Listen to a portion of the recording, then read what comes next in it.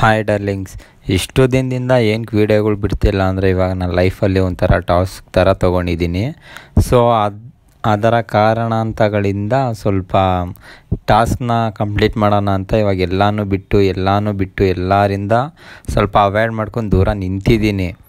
ಮರ್ತಿದ್ದೀನಿ ಅಂತಲ್ಲ, ಅದು ಒಳ್ಳೆಯದೇ ಆಗಿರ್ಬೋದು, ಕೆಟ್ಟದ್ದೇ ಆಗಿರ್ಬೋದು.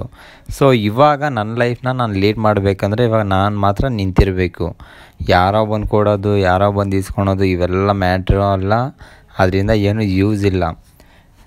ನೋ ಡಾರ್ಲಿಂಗ್, ಇವಾಗ ನನ್ನ ಗಾಡಿಗಳ್ನ ಯಾವುದೂ ಮುಟ್ತಿಲ್ಲ. ಡಿಯೋ ಆಗಲಿ, RC ಆಗಲಿ, 390 ಆಗಲಿ, ಬೇನಾಲಿ ಆಗಲಿ ಕೂಡ ನಾನು ಟಚ್ ಮಾಡ್ತಾಯಿಲ್ಲ.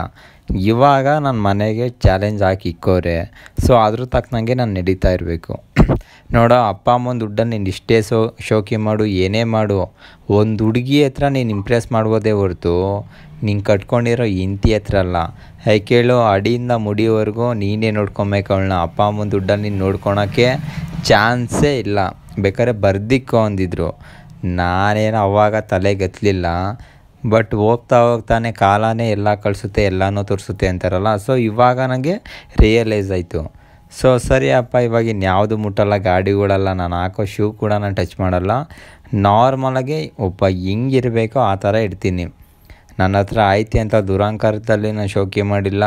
ನನ್ನ ಹತ್ರ ಇಲ್ಲ ಅಂತ ಒಬ್ರ ಹತ್ರ ಜಂಬ ಕೊಚ್ಕೊಳಕ್ಕೆ ಹೇಳ್ಕೊಂಡು ಓಡಾಡಿಲ್ಲ. ಸೊ ಇವಾಗ ಎಲ್ಲನೋ ಒಂದು ಕಡೆ ಕೆಲ್ಸಕ್ಕೆ ಸೇರ್ಕೋ, ನಿಂದು ಏನಾಯ್ತೋ ದುಡ್ಕೋ. ನೀನು ದುಡಿಯೋದು ನಮಗೆ ಅಂತಲ್ಲ, ನಿನಗೆ ಅಂತಲ್ಲ. ನೀನು ಇಷ್ಟಪಟ್ಟು ನೀನೊಂದು ಗಾಡಿನ ತಗೋ. ಅದು ನೀನು ಲಕ್ಷಾಂತರ ರೂಪಾಯಿ ಗಾಡಿನೇ ತೊಗೊಬೇಕಂತ ಏನಿಲ್ಲ.